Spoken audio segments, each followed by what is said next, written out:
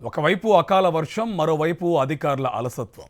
ఈ రెండు వెరసి దీపావళి వేళ క్రాకర్స్ షాపుల యజమానులకు కంటి మీద కునుకు లేకుండా పోయింది.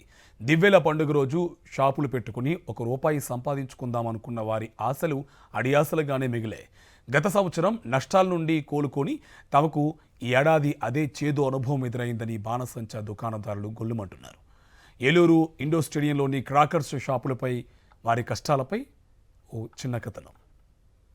ఏలూరు జిల్లాలో దీపావళి వేళ బాణసంచా దుకాణాలు కలతప్పాయి. ప్రజల్లో నెలకొన్న ఆర్థిక భారం, నిరాసక్తత వంటి కారణాలు బాణసంచా కొనుగోళ్లపై ప్రభావం చూపుతున్నాయి. దీనికి తోడు జిల్లాలో 2 రోజులుగా ఎడతెరిపి లేకుండా కురిసిన వర్షాలు కూడా కారణమవుతున్నాయి.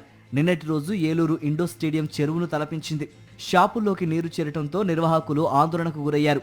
లక్షల పెట్టుబడి పెడితే ఒకవైపు ప్రకృతి ప్రకోపం, మరోవైపు అధికారులు సరైన సౌకర్యాలు కల్పించకుండా చేతులెత్తేయడంతో తీవ్రంగా నష్టపోయామని దుకాణదారులు వాపోతున్నారు. గతంలో దీపావళి పండుగకు కనీసం వారం రోజుల ముందు నుంచే ఇండోర్ స్టేడియంలో సందడి వాతావరణం ఉండేది. ఈ ఏడాది పరిస్థితి భిన్నంగా మారింది. ఎందుకంటే బాణాసంచా ధరలు మోత మోగిస్తున్నాయి. గత ఏడాదితో పోలిస్తే 20 నుంచి 40% వరకు ధరలు పెరిగాయి. అయినా తాము కొనుగోలు చేయక తప్పడం లేదని కొందరు కొనుగోలుదారులు అంటున్నారు.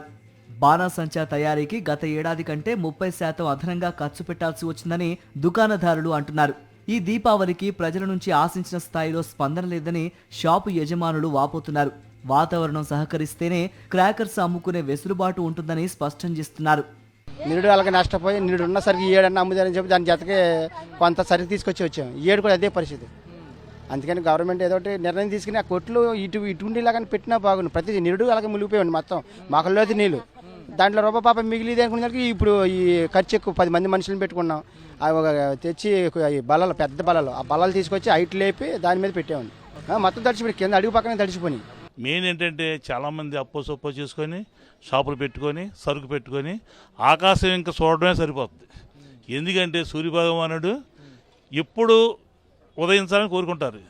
ఈ 3 రోజుల మట్టికి సూర్యభగవానుడు విలయతాండం చేసి ఉంటే ఈ వర్తకులందరూ కూడాను ఆయనకి పాదాభివందనాలు చేసి ₹4 సంపాదించుకోవడానికి అవకాశం వచ్చి ప్రజలందరూ ఆనందంగా దీపాలు జరుపుకొని కోరుకుంటారు. నేడు దీపావళి సందర్భంగా ప్రజలు వచ్చేదాన్ని బట్టి అమ్మకాలు జరుగుతాయని వ్యాపారస్తులు చెబుతున్నారు. ఈ సందర్భంగా లాభాలు వచ్చే పరిస్థితి లేదని అంటున్నారు. గత సంవత్సరం వర్షం కారణంగా సగం క్రాకర్స్ కూడా అమ్ముడు పోలేదని, ఇప్పుడు మళ్లీ వర్షం పడ్డంతో తమ వ్యాపారాలపై తీవ్ర ప్రభావం పడిందంటున్నారు. సరకైతే తెచ్చాం కానీ పూర్తి స్థాయిలో అమ్మకాలు జరుగుతాయో లేదో అనే ఆందోళన ఉందని వాపోతున్నారు.